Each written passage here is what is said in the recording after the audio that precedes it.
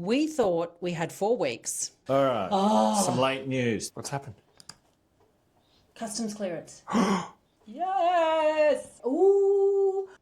We've got less than 2. Okay, I'm freaking out a little bit here. We've had an email come through the last couple of days saying that instead of we've got our 4 weeks to settle on the house, it's now 2 weeks, which means we've got to get our shit together in order to get everything lined up. Otherwise, we could be penalised heavily for not having everything in place. What's actually happened?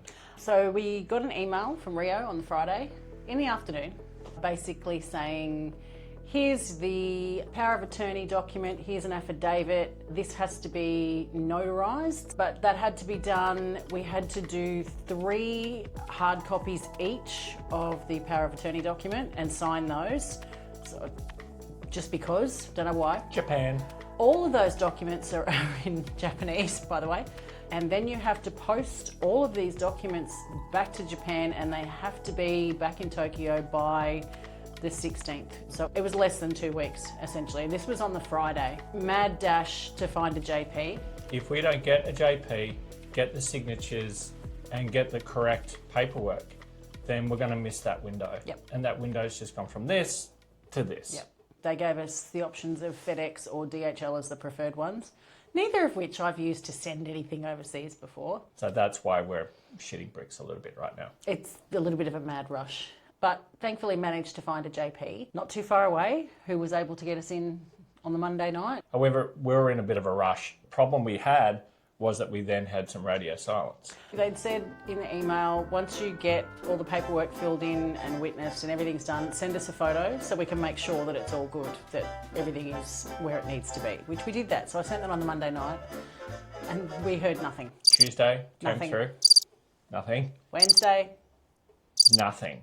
So again, our window where we had to get the documents away on the Thursday was now down to less than 24 hours. We couldn't send the originals because if they were wrong, that was the only run that we had at it. Affidavit, POA, so this is the one that's all in Japanese. They did give us a bit of a guideline, and I've worked out through the power of Japanese language learning, which is going quite well, thank you for asking. So we've just followed instructions because whatever they've told us to do, that's what we're doing. Late Wednesday, we had a response back going, yep, you need to put your signature in the top left of one of the pages, which we would have missed. So if we had have actually sent these documents, they would have been rejected. it would have been a complete waste of time and money. But ultimately it was really tough because, again, a new process to us and we're getting it all secondhand. So communication has to be pretty prompt.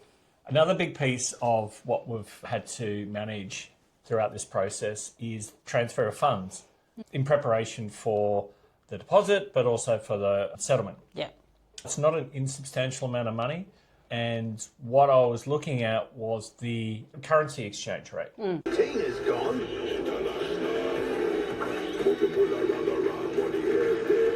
10,000 at a time, every 4 or 5 days watching the rate.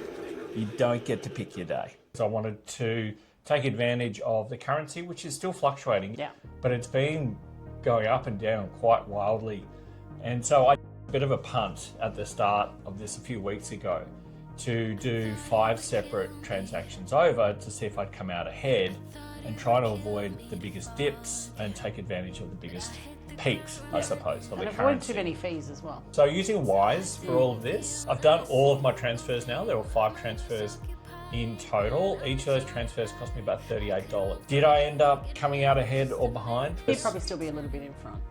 I think if I put everything over at the very start, when the rate was the highest, I would have been up, but only by a few $100s. As it stands, you can see from this little graph will pop up that at the start of this, it started dipping. I was putting money in as it was dipping down, but then it's come back up again. So it's a bit of a horseshoe again. So lucky, It's still pretty good. Yeah.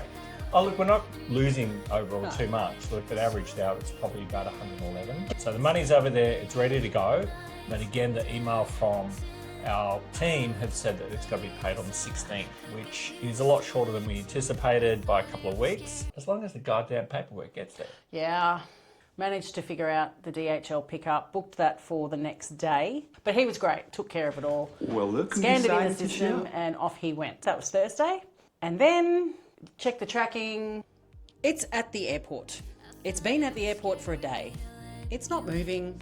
It's just at the airport. This is the document you gave to DHL Yeah. that we paid a crap ton of money for to Yeah. get it there really quickly. Yeah, at the airport. It was having a siesta at the Melbourne airport. At the airport, waiting for the next available shipment. At the airport. 24 hours looking at this thing on the screen at the airport. At the airport, at the airport. And then it left the airport, didn't it? Yes, then it left the airport. We're like, woohoo! And it went directly to China. Hong Kong. So Great. It's going on an Asian holiday. then I thought, oh my God, what's happened here? Have I done something wrong? And I looked at all the details. You know, this is what they do with Asian routes. They have their big sorting centre that's in Hong Kong. So basically everything goes there first and then they divvy it out to supposedly be more efficient. I don't know. Anyway. Not very efficient for No. our mental state. Because initially the estimate from DHL was that the documents would be there by Tuesday at the latest, which gives us a 48-hour window from our cut-off. They have to be there by Thursday. So. Currently, it's still in Hong Kong. Yeah. So it's nowhere near where it needs to be. No. But it needs to be there by Thursday. Hopefully it stops gambling in Macau and gets its shit together and lands there maybe Tuesday, maybe Wednesday at the latest. We don't know. Crossing everything. It should. It'll be fine. It'll be fine. It'll be fine. So what happens once we settle on the property? We obviously don't live in Japan and we're not going to be living in the property straight away. In fact, it's going to be a number of months before we get there. Yeah. Everyone told us what to fix first according to the building inspection. We're doing almost none of it. If you followed along, we've had a building inspection which has picked up some critical repairs that we need to address straight away. So that's number one. And then there's getting things on like utilities, the mail. property, the mail, security of the property. The group that we go through, Akiyamart, has a program called akiya, which we're considering, but we'll probably put it in a next episode so we can look at exactly what it is that they're offering and what our immediate needs are for the property itself. Don't know whether it's going to suit exactly what we need to do yet. So we have settlement on the property in the end of July. Yep. It's going to be a lot of stuff going on. At the moment, we're just rolling through this whole paperwork process of scriveners and proxies. Fingers crossed, we're getting there. And when we do get there and walk in the door of a property that we've never set foot on or in a region be we've weird. never been, it's going to be So weird. so straight. Because we've seen it and we've done a virtual walkthrough and that's all fine. But I think to actually be there is going to be like, whoa. Yeah, insane. Yeah. If you'd like to be some of the first to potentially stay at this property, once we've got it all set up and ready for you, we've started a Japan Stays with Jen and Sean website where you can get a newsletter direct, which will give you updates as to when we're ready for taking bookings. So if you want to get some information not only about that, but also some direct information about the area, what it has to offer, put your email in that and we will not spam you, but just give you some regular direct updates. You can also join a group on Facebook, Akiya Owners Australia. Bit of a shout out there. They've got some really cool people that have had experience in the area and I'll be asking them for help as well in terms of what we can expect. So get around, people, hold on to your butts. It's going to get exciting. Yeah. It's nerve-wracking. It's a little stressful. All right, some late news. What's happened? Customs clearance. Yes! Ooh, look at that. It's in Japan. It's in Japan. It's on its way to Narita. 10:18 today. Amaze. As of 9:13 a.m, we have customs clearance in Tokyo, and it is, as of 10:18 a.m, on its way to Narita. Wish I was on my way to Narita. I know.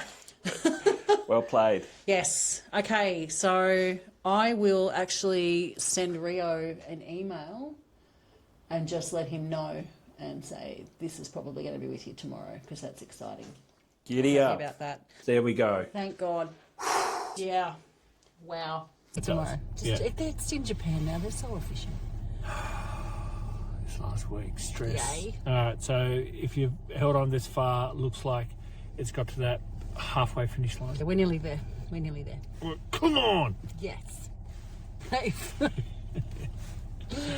Okay, all right, next episode coming soon. Repair or renovate or just go what?